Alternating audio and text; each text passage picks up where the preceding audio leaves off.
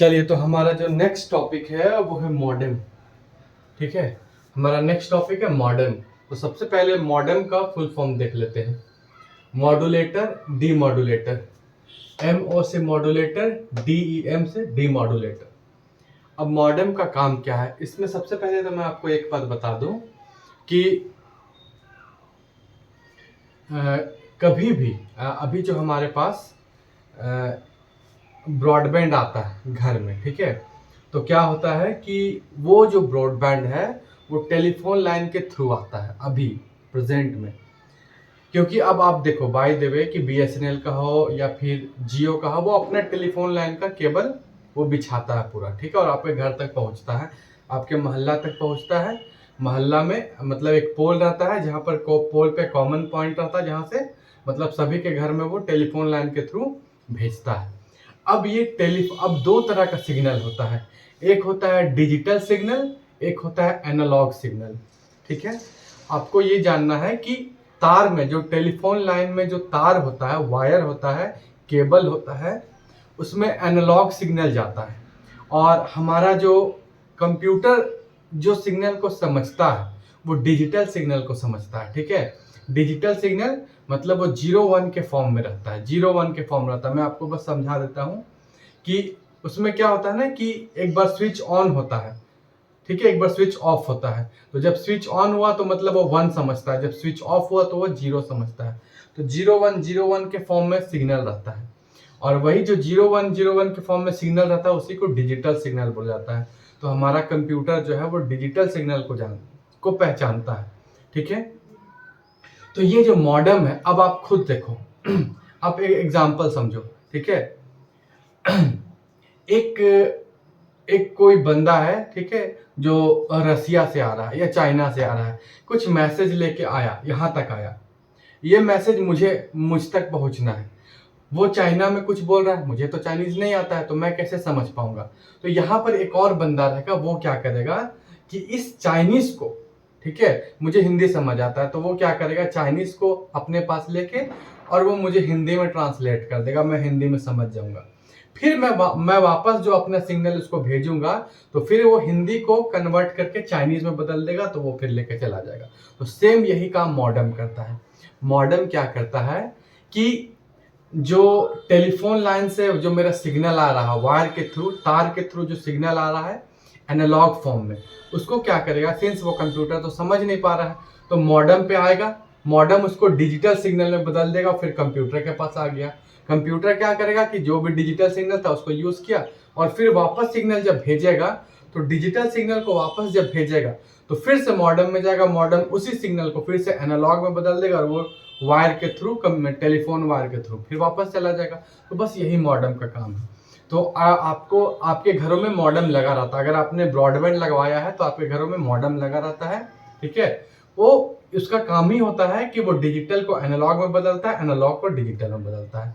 तो मैं आपको एक रफ जानकारी दी, आप यहाँ पर आता हूँ। देखो, कंप्यूटर डिजिटल सिग्नल के रूप में डेटा सेंड या रिसीव करता है। मैं आपको बताया था कि कंप्यूटर दो ही तरह का सिग्नल होता है। ठीक है, एक होता है मेरा डिजिटल सिग्नल, एक होता है एनालॉग सिग्नल। ये जो सिग्नल है ये पूरा इलेक्ट्रॉनिक्स एंड कम्युनिकेशन इंजीनियरिंग का पूरा पार्ट है, तो आपको बहुत ज़्यादा नहीं जानना है। ठीक है, बस ऊपरी ऊपरी जान लेना है कि क्या होता है। बस आपको ये याद रखना है कि कंप्यूटर जिस सिग्नल को समझता है, मतलब जिसमें वो डाटा लेता है या जिसमें डाटा वो देता है, वो हमेशा डिजिटल सिग्नल होता है। जैसे एग्जांपल, कि अगर मुझे हिंदी आता है तो मैं जो भी बात करूंगा वो भी हिंदी में बोलूंगा, या मैं जो समझूंगा वो भी हिंदी में समझूंगा। अब चाइनीज मेरे सामने कोई आके बोल रहा है तो उससे मुझे ना समझ में आएगा, ना मैं उसको बोल पाऊंगा। ठीक है, सेम कंप्यूटर के साथ भी है। कंप्यूटर जिस सिग्नल को समझता है वो डिजिटल सिग्नल होता है, वो डेटा लेता भी है डिजिटल सिग्नल में और डेटा को भेजता भी है डिजिटल सिग्नल में। तो कंप्यूटर डिजिटल सिग्नल के रूप में डेटा सेंड या रिसीव करता है। पहला पॉइंट कंप्लीट। चलो नेक्स्ट, मॉडेम टेलीफोन लाइन के माध्यम से कंप्यूटर को नेटवर्क से जोड़ता है। अभी मैं आपको बताया था कि मॉडेम क्या करता है। अब टेलीफोन लाइन के माध्यम से मेरा आ रहा है इंटरनेट, अब कंप्यूटर से वो जुड़ ही नहीं पाएगा क्योंकि उसमें तो एनालॉग सिग्नल है। ठीक है। तो मॉडेम क्या करेगा, उस एनालॉग सिग्नल को चेंज करेगा डिजिटल सिग्नल में, जिससे वो कंप्यूटर से जोड़ दे। तो यही कह रहा है, मॉडेम टेलीफोन लाइन के माध्यम से जो इंटरनेट मेरा आ रहा है उसको कंप्यूटर के नेटवर्क से जोड़ देता है। दूसरा पॉइंट भी समझ में आ गया होगा। तीसरा, माइक्रो कंप्यूटर। देखो खास करके जो हम लोग यूज करते हैं पर्सनल कंप्यूटर, ठीक है, वो माइक्रो कंप्यूटर कहलाता है। ठीक है, तो माइक्रो कंप्यूटर आप बोल लो, पर्सनल कंप्यूटर बोल लो, डेस्कटॉप बोल लो या लैपटॉप बोल लो, कुछ भी बोल लो। माइक्रो कंप्यूटर को मॉडेम के द्वारा जोड़ा जाता है। आप अपने लैपटॉप को भी मॉडेम के द्वारा जोड़ सकते हैं। आपके घर में जो डेस्कटॉप है या पर्सनल कंप्यूटर है या माइक्रो कंप्यूटर है, सब एक ही चीज है। या डेस्कटॉप आप बोलो या आप आपका पर्सनल कंप्यूटर बोलो या माइक्रो कंप्यूटर बोलो, तीनों एक ही चीज है। तो उसको भी आप मॉडेम के थ्रू ही जोड़ पाओगे। ठीक है। टेलीफोन लाइन पर एनालॉग सिग्नल आता है। ये एकदम लाइन बहुत इंपॉर्टेंट है, ये पूछा हुआ क्वेश्चन है। ये 3 लाइन पूछा हुआ क्वेश्चन है। टेलीफोन लाइन पर एनालॉग सिग्नल आता है लेकिन कंप्यूटर डिजिटल सिग्नल को समझता है। आपको मैंने समझा दिया था। मॉडेम कंप्यूटर द्वारा उत्पन्न डिजिटल सिग्नल को एनालॉग सिग्नल में बदलता है, इसे मॉड्यूलेशन कहते हैं। बस आपको याद रखना है कि मॉड्यूलेशन किसे कहते हैं और डीमॉड्यूलेशन किसे कहते हैं। ठीक है, तो मॉड्यूलेशन में क्या है कि कंप्यूटर का जो डिजिटल सिग्नल है उसको किस में बदल रहा है, एनालॉग में। ठीक है, उसे मॉड्यूलेशन कहते हैं, जिसे टेलीफोन लाइन पर भेजा जाता है। अब देखो जैसे कंप्यूटर है, कंप्यूटर का जो डिजिटल सिग्नल है वो मॉडेम पे गया, मॉडेम उसको एनालॉग में बदल के टेलीफोन लाइन से भेज देता है। तो इसी को मॉड्यूलेशन बोलते हैं। मॉड्यूलेशन क्या, कंप्यूटर का जो डिजिटल सिग्नल है, ठीक है। अब याद कैसे करोगे आप, बाय द वे भूल जाओगे ये कंप्यूटर में डिजिटल सिग्नल होता है कि एनालॉग सिग्नल होता है। तो कंप्यूटर, सी से कंप्यूटर, डी से डिजिटल, तो सी डी, सी के बाद डी आता है। इसका मतलब कंप्यूटर में जो मेरा डिजिटल सिग्नल है वो क्या, कंप्यूटर में कौन सा सिग्नल होता है, डिजिटल सिग्नल। ठीक है।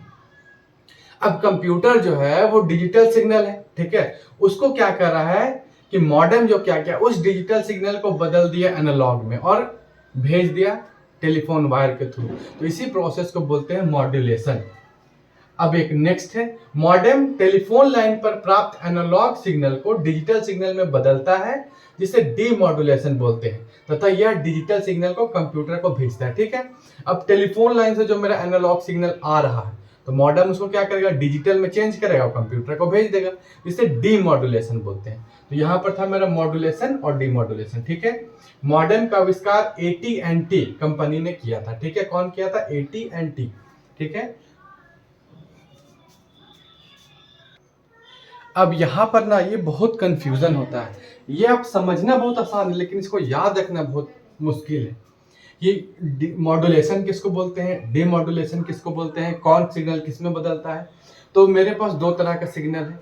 एक कौन सा सिग्नल है, एनालॉग सिग्नल है। ये किस में बदलेगा, ये डिजिटल में बदलेगा। ठीक है, दूसरा कौन सा सिग्नल है, डिजिटल सिग्नल। ये किस में बदलेगा, एनालॉग में बदलेगा। अब आपको एक ट्रिक याद रखना है। ठीक है, एक याद रखो दूसरा अपने आप याद हो जाएगा। अब ये देखो AD, तो यहां लास्ट में क्या आ रहा है, D, तो बस D आ रहा है इसीलिए इसका नाम है डीमॉड्यूलेशन।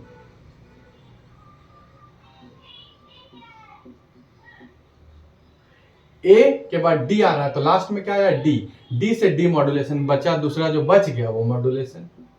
ठीक है, तो आसानी से आपको याद हो जाएगा। मतलब ये आप अगर इसको याद रखोगे कि एनालॉग से डिजिटल में बदल रहा है उसको डीमॉड्यूलेशन बोलते हैं और डिजिटल से एनालॉग बदल रहा है उसको मॉड्यूलेशन बोलते हैं, तो अभी आपको याद हो जाएगा। लेकिन एग्जाम में आप भूल जाओगे क्योंकि एग्जाम्पल में ऑप्शन में दोनों रहेगा। आपको सीधा सीधे पूछ देगा कि एनालॉग से डिजिटल सिग्नल में चेंज हो रहा है उसको क्या कहते हैं। अब आपको याद आएगा यार मॉड्यूलेशन भी हमने पढ़ा था, डीमॉड्यूलेशन भी पढ़ा था, अब याद ही नहीं कि कौन सा है। तो यहाँ पर आपको ट्रिक लगाना, आप आराम से करो। अच्छा, एनालॉग को डिजिटल में बदल रहा है तो एनालॉग का A बदल रहा है D में। अच्छा, लास्ट में D आया, इसका मतलब ये डीमॉड्यूलेशन। अगर आपका क्वेश्चन में रहता कि D डिजिटल को एनालॉग में बदल रहा है तो आपने लिख दिया DA। अच्छा, यहाँ पर A आ रहा है लास्ट में तो वैसा कुछ मैच कर नहीं रहा है, तो इसका मतलब मेरा क्या था, मॉड्यूलेशन था। ठीक है, बस ये दोनों आप ट्रिक याद रखो, आपको याद हो जाएगा। नेक्स्ट जो मेरा 19th नंबर का जो टॉपिक है वो है वायरलेस टेक्नोलॉजी। वायरलेस टेक्नोलॉजी क्या होता है कि वैसी टेक्नोलॉजी, ठीक है, जहां पर तार, वायर का मतलब होता है तार, ठीक है, इसका मतलब होता है तार, केबल, जहां पर हम लोग केबल का यूज नहीं करते। जैसे एग्जांपल, आप लोगों ने बहुत बार क्या किया होगा, ब्लूटूथ के थ्रू डेटा को शेयर किया होगा। आपके फ्रेंड है, अरे यार एक सॉन्ग बड़ा अच्छा आया, ऐसा करो तुम ब्लूटूथ से मुझे सेंड कर दो, तो ब्लूटूथ से आपने सेंड कर दिया। बर्थडे का फोटो तुम्हारे पास है, किसके किसके पास है, ऐसा करो ब्लूटूथ से मुझे सेंड कर दो। मैं आज से 5 साल पहले की बात कर रहा हूँ, अब तो बहुत एडवांस चीज आ गया, ठीक है। तो पहले हम लोग क्या करते थे, ब्लूटूथ से डेटा को सेंड कर देते थे। फिर क्या आया बीच में, जेंडर आया, शेयर इट आया, बहुत सारा एप्लीकेशन था। से एक एप्लीकेशन था जेंडर, जेंडर के थ्रू भी आप क्या करते थे, अपना मूवी वगैरह, जैसे आज ना जियो बहुत फास्ट हो गया है और फ्री में बहुत मिल रहा है, आज से 5 साल 6 साल पहले ऐसा नहीं था। तो इंटरनेट मतलब कि हम लोग क्या करते थे कि 2 GB इंटरनेट 200-250 का 1 महीना चलता था, 1 GB। तो क्या करते थे, किसी फ्रेंड के पास मूवी है कि अच्छा यार मूवी है, ऐसा करो मैं अपना जेंडल या शेयर इट, एक एप्लीकेशन है, उसने भी अपना एप्लीकेशन ऑन किया और मूवी को ट्रांसफर कर देता था। तो वहां पर कोई वायर नहीं था, कोई केबल नहीं था, वो क्या होता था, वायरलेस, मतलब बिना तार का डेटा को ट्रांसफर करना एक कंप्यूटर से दूसरे कंप्यूटर। एक बतौर मोबाइल भी आपका एक तरह का कंप्यूटर है, ठीक है। कंप्यूटर का कभी भी आप डिफिनेशन देते हो तो क्या है, computer is an electronic device, ठीक है। तो मोबाइल भी एक तरह का इलेक्ट्रॉनिक डिवाइस है, तो कंप्यूटर मोबाइल भी आपका एक तरह का मिनी कंप्यूटर ही हो गया, ठीक है, क्योंकि उसमें भी मेमोरी होता है, उसमें भी इनपुट होता है, उसमें भी आउटपुट होता है, वो भी प्रोसेस करता है। तो मोबाइल आपका एक कंप्यूटर का ही छोटा स्वरूप है। तो आप क्या कर रहे हो कि डेटा को सेंड कर रहे हो एक जगह से दूसरे जगह, ठीक है, वायर के बिना, तार के बिना, उसी को हम लोग बोलते हैं वायरलेस। बिना केबल का यूज किए कंप्यूटर नेटवर्क को जोड़ना, ऑब्वियस है ना। आप क्या कर रहे हो, एक कंप्यूटर को दूसरे कंप्यूटर से जोड़ दे रहे हो, एक मोबाइल को दूसरे मोबाइल से जोड़ दे रहे हो, तो इसी को क्या बोलते हैं, वायरलेस। अब पहला जो इसमें पॉइंट है, इसमें बहुत सारा चीज है, ठीक है। तो एक होता है वाई मैक्स, वाई मैक्स का फुल फॉर्म आपको जानना है, ये होता है world wide interoperability for microwave access, ठीक है। क्या इसका फुल फॉर्म है, world wide interoperability for microwave access. अब वाई मैक्स जो होता है वो कम्युनिकेशन टेक्नोलॉजी से रिलेटेड, ये क्वेश्चन पूछा हुआ है कि वाई मैक्स किससे रिलेटेड है। तो अरे यार वाई मैक्स क्या है, एक तरह का वाईफाई, ये भी एक तरह का वाईफाई है लेकिन बड़ा रेंज के लिए। अगर आपको बाय द वे कि एक पूरा सिटी में, जैसे पटना सिटी है, ठीक है, या कोई सिटी है, पूरा पूरा सिटी में ही वाईफाई आपको फ्री कर देना है, तो वहां पर आपको वाई मैक्स का जरूरत पड़ेगा। बड़ा बड़ा एरिया, जैसे बाय द एक कोई गांव वगैरह है, 50 किलोमीटर का एक पूरा गांव है, ठीक है, वहां पर आपको पूरा वाईफाई फ्री कर देना, तो फ्री कर सकते हो, बिना टावर का, बिना तार बिछाए पूरा वाईफाई आप फ्री कर दो, तो वहां आपको वाई मैक्स लगाना पड़ेगा, ठीक है। तो ये है एक कम्युनिकेशन टेक्नोलॉजी से ये रिलेटेड ये क्वेश्चन पूछा हुआ है। इसका रेंज क्या होता है, 50 किलोमीटर तक इसका रेंज है, मतलब वैन, wide area network. Wide area network मतलब एक सिटी विटी में आप इसको लगा सकते हैं, ठीक है। दूसरा होता है मेरा WLL, wireless local loop. WLL wireless local loop मतलब ये आप लोकल जगह पर आप अपने घर में देखते होंगे कि हॉटस्पॉट के थ्रू आप एक मोबाइल से दूसरा मोबाइल कनेक्ट कर लिए, या आपके घर में ब्रॉडबैंड लगा हुआ है, ठीक है, जियो का वाईफाई लगा हुआ है, आप अपना कंप्यूटर भी उससे कनेक्ट कर लिए, लैपटॉप भी कनेक्ट कर लिए, 2-3 मोबाइल भी कनेक्ट कर लिए। तो एक घर में एक छोटा सा, या आपका ऑफिस है, आप छोटा सा कोचिंग खोले हुए हो, तो 2-4-5 रूम है, उसको आपस में कनेक्ट कर लिए वाईफाई के थ्रू, या लाइब्रेरी को कनेक्ट कर लिए, तो लोकल जगह पे, या छोटा सा आपका स्कूल है, पूरा आप स्कूल को कनेक्ट कर लिए, तो उसको हम लोग बोलते हैं WLL, वायरलेस लोकल लूप, ठीक है, मतलब लोकल एरिया में। ये लैन के लिए मेनली यूज किया था, लैन मतलब लोकल एरिया नेटवर्क, ठीक है। नेक्स्ट आपका ब्लूटूथ। तो ब्लूटूथ आप जानते हैं बहुत छोटा एरिया के लिए होता है, मतलब जैसे मैं एक रूम से दूसरे रूम में अगर जाऊंगा और थोड़ा दूर और जाऊंगा तो ब्लूटूथ काम करना बंद कर देता है। आजकल ब्लूटूथ से बहुत सारा चीज कनेक्टेड होता है, जैसे आप देखते होंगे ब्लूटूथ से ईयरफोन भी कनेक्टेड होता है। आपका मोबाइल से ब्लूटूथ से ईयरफोन कनेक्टेड है, आप गाना सुन रहे हो आराम से, आपका फोन आया तो फोन आप रिसीव कर ले रहे हो आराम से। तो ये होता है मेरा ब्लूटूथ। तो ब्लूटूथ क्या है, वायरलेस टेक्नोलॉजी होता है, स्मॉल बैंडविड्थ होता है। आप ये देख, आप खुद समझो कि छोटा एरिया में कवर करता है, एक रूम तक कवर करता है, या ज्यादा 2 रूम तक कवर करेगा, या एक फ्लैट तक आपका कवर करेगा। तो छोटा एरिया में कवर करेगा तो उसका बैंडविड्थ भी छोटा होगा, जो बड़ा एरिया में कवर करता है उसका बैंडविड्थ भी ज्यादा होगा। छोटी दूरी मतलब 100 मीटर तक मैक्सिमम इसका रेंज होता है। जैसे माउस, अभी आप देखते होंगे कि ब्लूटूथ वायरलेस माउस भी आता है। मैं भी आपको वायरलेस माउस दिखाता हूँ, 1 मिनट में।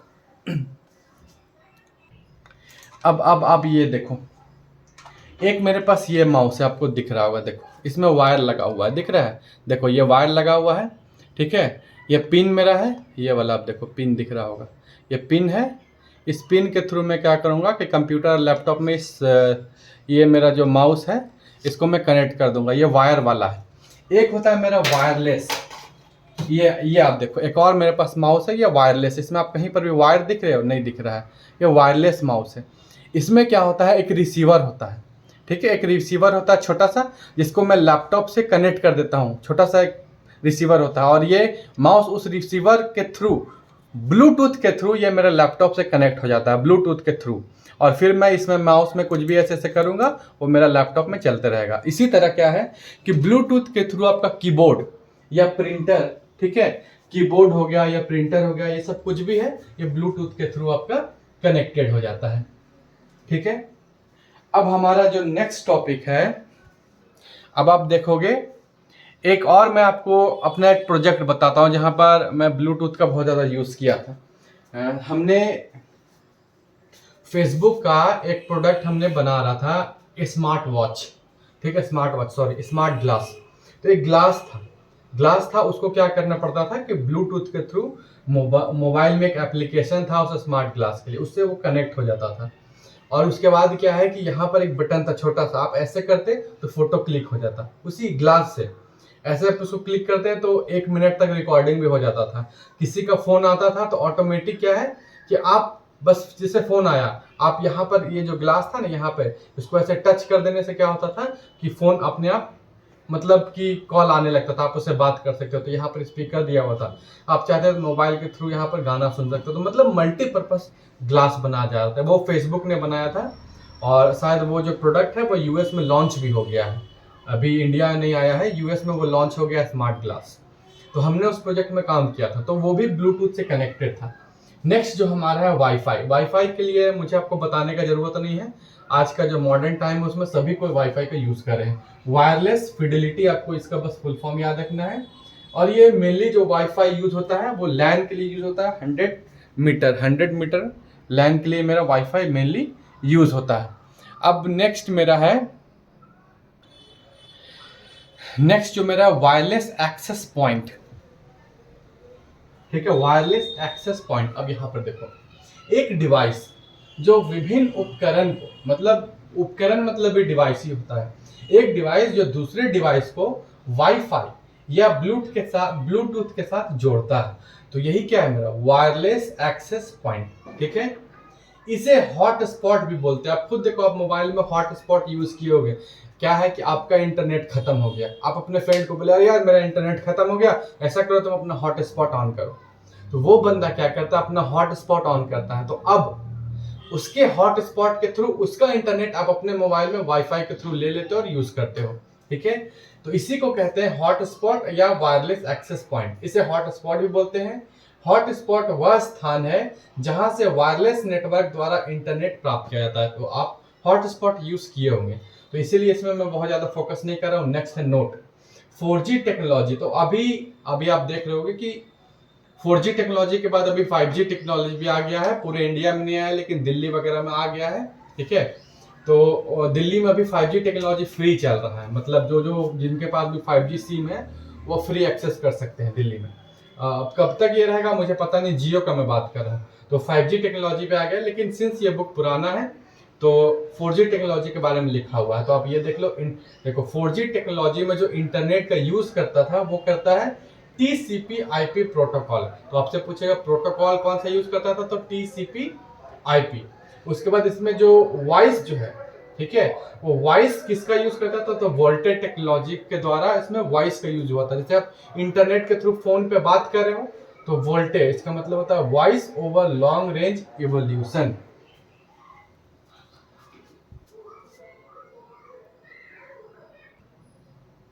नेक्स्ट मेरा टॉपिक है वायरलेस एप्लीकेशन प्रोटोकॉल। हमने आपको बताया था कि प्रोटोकॉल का मतलब होता है सेट ऑफ रूल्स, ठीक है। तो बहुत सारा डेटा कम्युनिकेशन जो होता है मोबाइल में, कंप्यूटर में, तो बहुत सारा प्रोटोकॉल के थ्रू, देखो हम आपने आपको बताया था कि एक पोस्ट होता है जो सॉफ्टवेयर डिजाइन करता है, उसमें एक पोस्ट होता है आर्किटेक्चर का पोस्ट, जो बहुत बड़ा पोस्ट होता है, मैनेजर के लेवल का पोस्ट होता है, वो जनरली डिजाइन करता है, ठीक है, कि किस प्रोटोकॉल के थ्रू डेटा का ट्रांसमिशन होगा। तो बहुत सारा प्रोटोकॉल है, जैसे TCP/IP एक प्रोटोकॉल है, उसी तरह वायरलेस एप्लीकेशन एक प्रोटोकॉल है, ठीक है, इसके थ्रू डेटा का ट्रांसफर होता है, जनरली ये मोबाइल में यूज होता है, ठीक है। सेट ऑफ कम्युनिकेशन रूल्स, अब ये देखो एक रूल्स है ये फॉर मोबाइल वायरलेस नेटवर्क। अगर आपको मोबाइल में वायरलेस नेटवर्क चाहिए, जैसे वाईफाई कनेक्ट करना है मोबाइल से, तो वहां पर मोबाइल के थ्रू आप वाईफाई कनेक्ट कर लिए हो, ठीक है, दो मोबाइल के थ्रू ब्लूटूथ आप कनेक्ट कर लियो, तो फिर डेटा का जो ट्रांसफर हो रहा है उसमें कौन सा रूल काम करेगा, तो वायरलेस एप्लीकेशन प्रोटोकॉल के तहत जो भी रूल्स बनाया गया उसके तहत डेटा ट्रांसफर होगा। ये भी TCP/IP प्रोटोकॉल के जैसा होता है। आपको बताएं तो बहुत सारा प्रोटोकॉल होता है, सबसे फेमस है TCP/IP, ठीक है, इसी के जैसा ये भी है, लेकिन ये मेनली मोबाइल में यूज होता है। It uses wireless markup language, बस इसी तरह दे दिया है जैसे लैंग्वेज कंप्यूटर का लैंग्वेज होता है, जैसे C होता है, C++ होता है, जावा होता है, HTML होता है, बहुत सारा लैंग्वेज होता है। तो ये जनरली कौन सा लैंग्वेज को यूज करता है, तो वायरलेस मार्कअप लैंग्वेज, ठीक है। अब यहाँ पर लिखा हुआ है GSM और CDMA, तो दो तरह का मोबाइल होता है। GSM मतलब वैसा मोबाइल जिसमें आप सिम कार्ड लगा सकते हो। CDMA बहुत पहले आपको चलता था रिलायंस का, ठीक है, रिम का चलता था CDMA, जहाँ पर सिम ऑटोमेटिक फिट रहता था, उसमें आप सिम नहीं चेंज कर सकते हो। तो ये एग्जांपल दिया है कि वायरलेस कम्युनिकेशन प्रोटोकॉल का हम लोग यूज GSM CDMA कहीं पर भी कर सकते हैं, ठीक है। नेक्स्ट है मेरा लाइफाई, नाम से क्लियर है, लाइट फिडेलिटी, ठीक है। अब आपको एक चीज गौर करना है कि लाइफाई जो है वो वाईफाई से बहुत ज्यादा तेज होता है, बहुत ही ज्यादा ये तेज होता है। ऑब्वियस है कि बहुत ज्यादा तेज होगा। अब देखो कोई भी इंटरनेट अगर बहुत तेज होगा, आप 2-3 पॉइंट एकदम याद कर लो, आपको क्वेश्चन बनने लगा यूं यूं यूं। अगर इंटरनेट तेज है इसका मतलब उसका बैंडविड्थ ज्यादा है, बैंडविड्थ ज्यादा है इसका मतलब अगर इंटरनेट का स्पीड बहुत ज्यादा है मतलब बैंडविड्थ बहुत ज्यादा है। आप याद कर रहे हैं, अगर इंटरनेट का स्पीड कम है, कम दूरी के लिए है मतलब बैंडविड्थ कम है, ठीक है। जैसे ब्लूटूथ कम दूरी के लिए है तो बैंडविड्थ कम होगा, स्पीड कम होगा। बहुत ज्यादा स्पीड है, बहुत दूरी के लिए, एकदम इंडिया से अमेरिका तक जा रहा है इंटरनेट, ठीक है, तो बैंडविड्थ ज्यादा है, ठीक है। यहाँ आपको ये चीज आप याद कर लेना। अब यह वाईफाई से कई गुना ज्यादा स्पीड होता है। यह हाई स्पीड कम्युनिकेशन के लिए, डेटा भेजने तथा रिसीव करने के लिए विजिबल लाइट का यूज करता है। विजिबल लाइट मतलब जो लाइट हमें दिखता है, ठीक है, आप देखते होंगे, आपके अगल बगल जो भी आप कुछ देख रहे हो, ये बोर्ड आपको दिख रहा है, मैं आपको दिख रहा हूं, क्यों, विजिबल लाइट के थ्रू, ठीक है। मतलब विजिबल लाइट जो होता है, ठीक है, उसके थ्रू हम लोग कुछ भी देख सकते हैं। अब रात में नहीं दिखता है क्योंकि लाइट नहीं होता है, ठीक है। तो ये इसमें लाइफाई में लाइट में क्या होता है, विजिबल लाइट का यूज किया जाता है। अब आप बहुत ज्यादा डीप में जाओगे तो आपको बहुत सारा होता है, फोटो डायोड होता है, एलईडी होता है। एलईडी तो आजकल बल्ब वगैरह में भी यूज आने लगा, लाइट इमिटिंग डायोड। तो इसमें कौन सा टेक्नोलॉजी का यूज किया जाता है, तो फोटो डायोड का यूज किया जाता है और एलईडी का यूज किया जाता है। इसके थ्रू क्या किया जाता है कि ये लाइट को सिग्नल में कन्वर्ट करता है, ठीक है। ये बहुत ज्यादा अंदर आपको डीप में जाने का जरूरत नहीं है, बस बहुत मैक्सिमम पूछा तो पूछेगा कि लाइफाई में कौन सा टेक्नोलॉजी का यूज किया जाता है, तो भाई फोटो डायोड का यूज किया जाता है और एलईडी का यूज किया जाता है, बस, ठीक है। लाइफाई का यूज अब कहां पर किया जाएगा, अब खुद आप सोच लो, कई गुना ज्यादा स्पीड। तो अब जैसे मंगलयान गया यहां से, ठीक है, मंगलयान गया मंगल पे, आप सोचो कि मंगलयान में करोड़ों रुपया लग गया, 500 करोड़, 1000 करोड़, 5000 करोड़, 10,000 करोड़ लग गया पैसा। अब वहां पर अगर एक भी सिग्नल आप वहां पर जा रहा है, उसमें सैटेलाइट लगा हुआ है और वहां से सिग्नल से अर्थ का सिग्नल कनेक्टेड है, अब देखते हो टीवी पे आपको दिख रहा है सब कुछ, वहां का इंफॉर्मेशन मिल रहा है, अगर वो सिग्नल हल्का से भी टूटा तो आपका पूरा 5000 करोड़ गया पानी में, ठीक है। तो इसीलिए वो जो सिग्नल है बहुत हाई स्पीड इंटरनेट चाहिए, तो उस सब के लिए इस सब का यूज किया जाता है, ठीक है। नेक्स्ट है मेरा RS-232। अब ये क्या है, ये भी एक तरह का प्रोटोकॉल होता है, ठीक है। रिकमेंडेड स्टैंडर्ड 232 एक कम्युनिकेशन प्रोटोकॉल है जो कंप्यूटर और पेरिफेरल डिवाइसेस को जोड़ता है। देखो अब आप एकदम आसान है, कुछ भी नहीं है। अगर आपको कंप्यूटर में माउस जोड़ना है, कंप्यूटर में आपको लैपटॉप में कीबोर्ड जोड़ना है, अगर आपके पास डेस्कटॉप है उसके को आप सीपीयू से जोड़ते हो, ठीक है, तो क्या होता है कि वो कैसे जुड़ेगा? आप कंप्यूटर में कुछ भी मतलब डेस्कटॉप को सीपीयू से कैसे जोड़ोगे? तो एक स्विच के जैसा रहता है जो उसमें लाओ कंप्यूटर में से डाल दो, ठीक है? इस तरह का स्विच रहता है तो लाओ कंप्यूटर में से डाल दो, मतलब मॉनिटर में भी स्पेस मॉनिटर में रहता है जो सीपीयू में आप ऐसे करके डाल दो। तो ये होता है जिसके थ्रू क्या है कि ये रीड कर पाएगा। जैसे लैपटॉप में आपका लैपटॉप माउस को क्यों रीड करेगा? क्योंकि माउस का केबल आप डाले तो माउस को रीड कर लिया।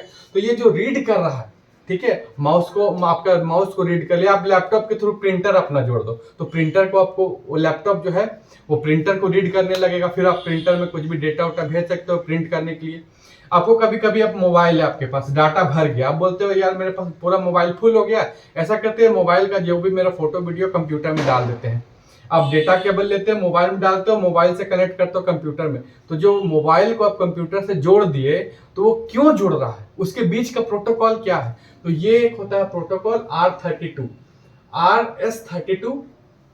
ये जनरली इसका यूज क्या आता है जब कंप्यूटर में बाहरी डिवाइस आप जोड़ते हो, जैसे प्रिंटर जोड़ रहे हो, पेरिफेरल डिवाइस मतलब यही होता है बाहरी डिवाइस जो आप जोड़ रहे हो, प्रिंटर जोड़ रहे हो, माउस जोड़ रहे हो, कीबोर्ड जोड़ रहे हो, जो भी जोड़ दे रहे हो, तो वो जिससे जुड़ता है उसी को हम लोग बोलते हैं RS232। इसका मैं अभी आपको पिक्चर भी दिखा दूंगा। उसके बाद होता है VPN, वर्चुअल प्राइवेट नेटवर्क। अब आप देखो VPN का आपको समझा देता हूँ क्या होता है। जैसे हमारे कंपनी में VPN का बहुत ज्यादा यूज होता है, ठीक है? अभी आप बहुत सारा कंपनी का क्या होता है कि अपना VPN होता है। जब आप VPN से कनेक्ट करोगे, जैसे आज के डेट में अगर आप चाहोगे कि यूएस का कुछ आप एक्सेस कर पाओ तो आपके मोबाइल में या लैपटॉप पे खुलेगा ही नहीं। आप यूएस का VPN, जैसे एक मेरा जो प्रोजेक्ट था इससे पहले, उस प्रोजेक्ट का नाम था पेटको, ठीक है? वो पेटको जो प्रोजेक्ट था वो यूएस का प्रोजेक्ट था। अब क्या होता था कि वो प्रोजेक्ट जो है वो बस यूएस का ही बंदा यूज कर सकता है उसको, ठीक है? मतलब जो अमेरिका में वही उसको खोल सकता है, मैं इंडिया से उसको खोल ही नहीं सकता। तो उसके लिए हम लोग का कंपनी क्या किया था कि हम लोग को VPN दिया था। VPN मतलब ये हुआ कि VPN दिया था, VPN में यूजर नेम और पासवर्ड में डालता तो मेरा VPN कनेक्ट हो जाता। इसका मतलब मेरा जो लैपटॉप है उसको वो एक्सेस दे दिया है, मतलब वो जो मेरा पेटको जो कंपनी है, ठीक है, वो एक्सेस दे दिया है कि VPN से अब तुम कनेक्ट होगा, अब तुम पूरा ब्रह्मांड में कोई भी कोना में हो, अब तुम इसको कनेक्ट कर सकते हो। तो ये VPN होता है, ठीक है?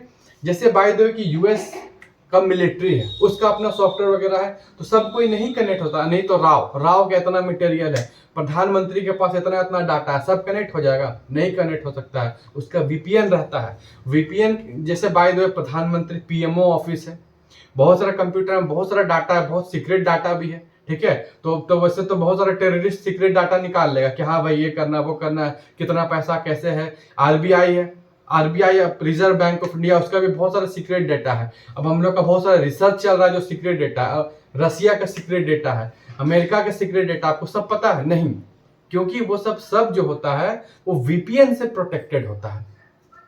मतलब उस नेटवर्क में वही, आप जैसे अभी गूगल खोल रहे हो, ठीक है, गूगल के थ्रू फेसबुक में आप खोल सकते हो, लेकिन अगर फेसबुक आप खोल सकते हो, लेकिन फेसबुक एक मतलब टीम होगा जो फेसबुक को बना रहा होगा, डेवलप कर रहा होगा, उसको आप कनेक्ट नहीं कर सकते क्योंकि वो VPN से लॉक है। PMO ऑफिस का जो भी डॉक्यूमेंट है आप उसको नहीं कनेक्ट कर सकते, उसको VPN से वो लॉक है, प्रोटेक्टेड है। एक तरह का आप समझ लो कि प्रोटेक्शन है, पासवर्ड दिया हुआ है, उसको वही खोल सकता है जिसके पास VPN का एक्सेस है। मतलब मेरे पास यूजर नेम पासवर्ड होगा और VPN में डालूंगा तब मेरे लैपटॉप के थ्रू मैं उसको एक्सेस कर सकता हूँ। जैसे हमारे प्रधानमंत्री के पास VPN का एक्सेस होगा, DRDO जो है, रिसर्च सेंटर जो है DRDO, उसका अपना एक VPN बना होगा, तो उसका VPN जिसके पास रहेगा वही उसको एक्सेस कर सकता है। अब DRDO में कौन कौन सा रिसर्च हो रहा है, जैसे चंद्रयान, मंगलयान, बहुत सारा रिसर्च हो रहा है, तो हम लोग उसका डेटा को नहीं ले सकते हैं, ठीक है? अगर VPN से वो प्रोटेक्टेड है, कौन ले सकता है? जिसके पास VPN है। अब जैसे बाय द वे RBI का बहुत सारा डेटा है जो आप नहीं ले सकते, वो उसका इंटरनल है, वो उसको कौन ले सकता है? जिसके पास उसका VPN है। जैसे RBI का जो गवर्नर है उसके पास VPN का एक्सेस होगा, वो अपना कंप्यूटर में डालेगा यूजर नेम पासवर्ड, तो स्टार्ट हो जाएगा, ठीक है? अब आप देखो SBI है, आप SBI का साइट खोल दोगे क्या? नहीं खोल पाओगे, उसका VPN से कनेक्टेड रहता है। सबसे पहले जो भी स्टाफ जाएगा वो VPN से कनेक्ट करेगा अपने आप को, VPN से कनेक्ट करेगा, तो VPN से सबसे पहले आप कनेक्ट करोगे, यूजर नेम आएगा, पासवर्ड आएगा, आपका मोबाइल पे 3 फैक्टर ऑथेंटिकेशन आएगा। अब चलो मैं बताता हूँ 3 फैक्टर ऑथेंटिकेशन क्या होता है कि आपका मोबाइल में एक ओटीपी आएगा, आप उस ओटीपी को डालोगे, ठीक है, ओटीपी सही होगा तब आपका वीपीएन से कनेक्टेड हो जाएगा। अब एक बार वीपीएन से कनेक्टेड हो जाएगा, उसके बाद आप यूजर नेम पासवर्ड डालो तब एसबीआई का वेबसाइट खुलेगा, अदरवाइज नहीं खुलेगा। उसी तरह वीपीएन होता है वो हाई लेवल का एक तरह का प्रोटेक्शन होता है जो बाहरी को इंटर करने के लिए रोकता है। तो आपको मैं वीपीएन समझा दिया।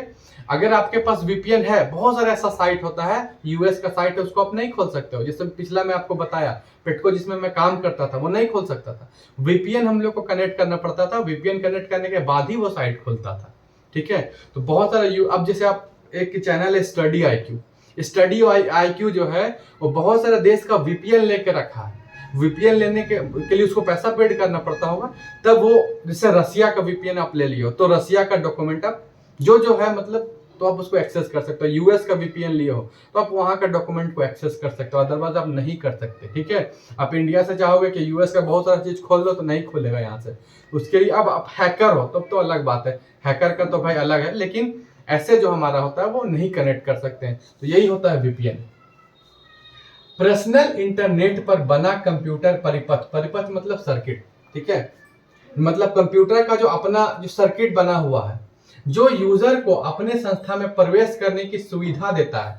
मतलब आपका जैसे एसबीआई का अपना एक बना हुआ है, पूरा सर्किट बना हुआ है, यूजर को एसबीआई में इंटर करने ही नहीं देगा। अगर आपके पास वीपीएन है तभी आप उसमें इंटर कर सकते हो, तथा ट्रांसफर की जा सूचना को सुरक्षित करता है। मतलब एसबीआई के अंदर जो भी डेटा वगैरह है उसको सुरक्षित रहता है। क्यों?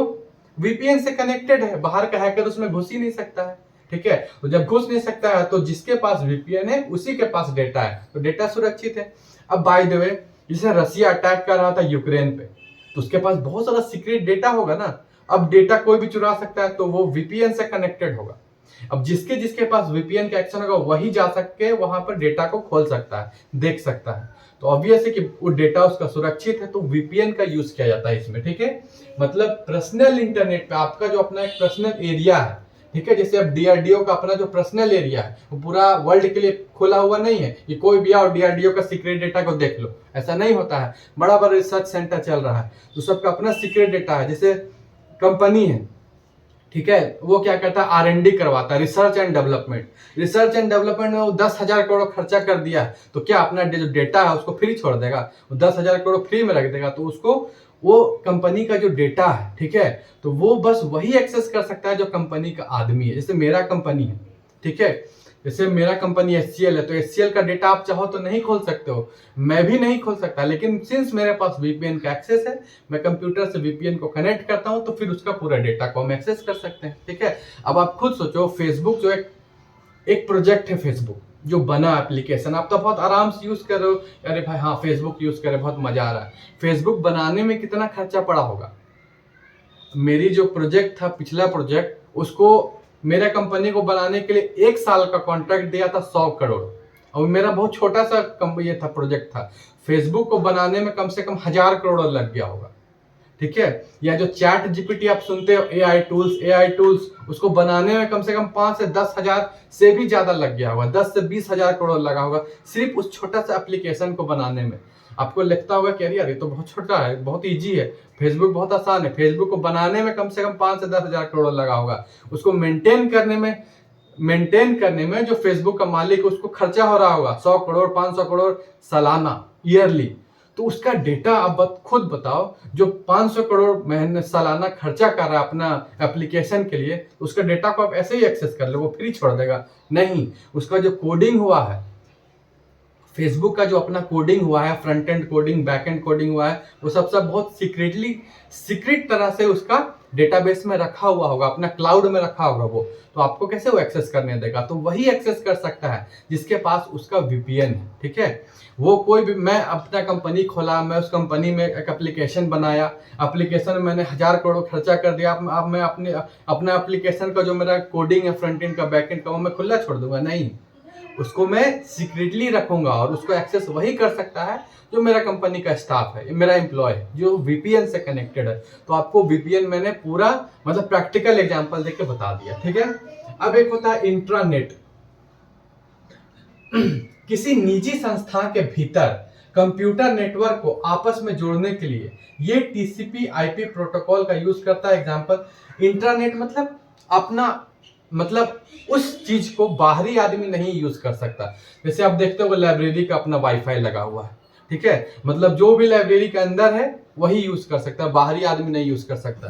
तो ये मेरा इंट्रानेट है। जैसे इस होटल में आप जाओगे तो होटल में क्या होता है कि बाहरी आदमी उसको नहीं यूज कर सकता, जो उसमें रह रहा है उसी को वाईफाई का पासवर्ड मिलेगा, तो वो उसका इंट्रानेट है। तो ये इंट्रानेट होता है। पब्लिक एक्सेस को अवरुद्ध करने के लिए इंटरनेट का हम लोग यूज क्यों करते हैं, ताकि पब्लिक एक्सेस, पब्लिक मतलब बाहरी आदमी उसको नहीं एक्सेस नहीं कर पाए, अवरुद्ध मतलब रोकना, करते हुए प्राइवेट कंपनी वाइड नेटवर्क का यूज करती है। ये इंटरनेट का एग्जांपल आप देखो। जैसे मैं अपना कंपनी का एग्जांपल देता हूँ। मेरी कंपनी में 5000 स्टाफ हैं, ठीक है। बाय द वे 1 किलोमीटर के एरिया में मेरा पूरा कंपनी फैला हुआ, तो उसमें क्या है, ये लगा हुआ इंटरनेट। आप लैपटॉप बैठ के कहीं पर भी बैठ जाओ, ऑटोमेटिक वो कनेक्ट हो जाएगा, पासवर्ड का भी जरूरत नहीं पड़ेगा। लेकिन अब बाहरी वही मैं मोबाइल को कनेक्ट करना चाहता हूं तो नहीं हो पाता है, सिंस मैं वहां का एम्प्लॉय हूं, मैं वहां पर काम कर रहा हूं एचसीएल में, लेकिन फिर भी मेरा मोबाइल नहीं कनेक्ट होता वाईफाई से। क्यों? क्योंकि वो कंपनी का डिवाइस नहीं है, कंपनी उसको नहीं पहचान पा रहा है। मेरा लैपटॉप कनेक्ट हो जाता है, उसके लिए पासवर्ड भी नहीं मांगता है। तो ये इंट्रानेट है, किसी का पर्सनल। अब मैं आपको पिक्चर में दिखाता हूँ RS-232 और VPN। देखो इस तरह का आपको वायर दिख रहा होगा, दिख रहा है, यही RS-232। इसमें क्या होता है कि कंप्यूटर से इसमें कनेक्ट किया जाता है। अब मैं आपको VPN दिखाता हूँ। देखो अब दिख रहा होगा, सामने मैं ले आता हूँ। देखो यहाँ पर ये आपको दिख रहा है, यहाँ पर मैं क्लिक किया, ये देखो, ये देखो, ये दिख रहा है ना, ग्लोबल प्रोटेक्ट, यही है VPN, ठीक है। इसको मैं कनेक्ट कर, यहाँ पर आपको देखो दिया है गेटवे, मतलब जैसे मेरा जो प्रोजेक्ट था वो यूएस का वेस्ट, ठीक है, मैं यूएस वेस्ट सेलेक्ट करूँगा तो अब पूरा ये यूएस का वेस्ट को ये कनेक्ट कर सकता है। मैं यूएस मतलब अमेरिका का वेस्ट साइड को का कोई भी साइट को मैं ओपन कर सकता हूँ। अब इसको मैं कनेक्ट करूँगा, अब आप देखो क्या है। इसको कनेक्ट करने के बाद क्या मांग रहा है, यूज़र नेम पासवर्ड वगैरह सब मांगा, ठीक है, वो मैं डालूंगा। उसके बाद फिर OTP आएगा, OTP में डाल, देखो आपको मांग रहा है यूज़र नेम पासवर्ड वगैरह सब मांग रहा है ना, तो OTP वगैरह मैं सब कुछ डाल दूंगा। तो फिर क्या है कि ये कनेक्ट हो जाएगा VPN, तब मैं अपने कंपनी को एक्सेस कर पाऊंगा। इस चैप्टर का लास्ट टॉपिक है एक्स्ट्रानेट। एक्स्ट्रानेट क्या होता है, एकदम आसान है, इंटरनेट का जस्ट उल्टा। ये जो इंट्रानेट है ना, इसका जस्ट उल्टा है। When we create a network that third party can access is called extranet. मतलब आपका स्कूल का एक वाईफाई है जिसको कोई भी यूज कर सकता है, स्कूल के अंदर भी स्कूल के बाहर भी, उसी को एक्स्ट्रानेट बोलते हैं। जैसे कॉलेज का अपना वाईफाई है, उसको आप कॉलेज का वाईफाई आप कैंटीन में यूज कर रहे हो, कोई भी यूज कर ले रहा है, प्ले ग्राउंड में कोई भी यूज कर ले। जैसे आप एग्जाम्पल है ABC कॉलेज है, उसका प्ले ग्राउंड में कोई भी बंदा आया उसको यूज कर ले रहा है, तो वो हो गया मेरा एक्स्ट्रानेट। या किसी बाहरी संस्था को भी, अब कोई भी बाहरी संस्था कोई भी आ सकता है। Internal web page access, internal web page access मतलब उस संस्था के अंदर का वेब पेज को एक्सेस करने का अनुमति देता है। तो बस ये एक्स्ट्रानेट और इंट्रानेट का जैसे उल्टा होता है। इंट्रानेट होता है आपका पर्सनल और एक्स्ट्रानेट ओपन फॉर ऑल होता है, सभी के लिए खुला रहता है। मतलब जैसे एग्जांपल रेलवे में, एयरपोर्ट में जो लगा है सबके लिए खुला हुआ, तो ये एक्स्ट्रानेट है, ठीक है। तो आज ये चैप्टर हमारा फिनिश हो गया। Thank you.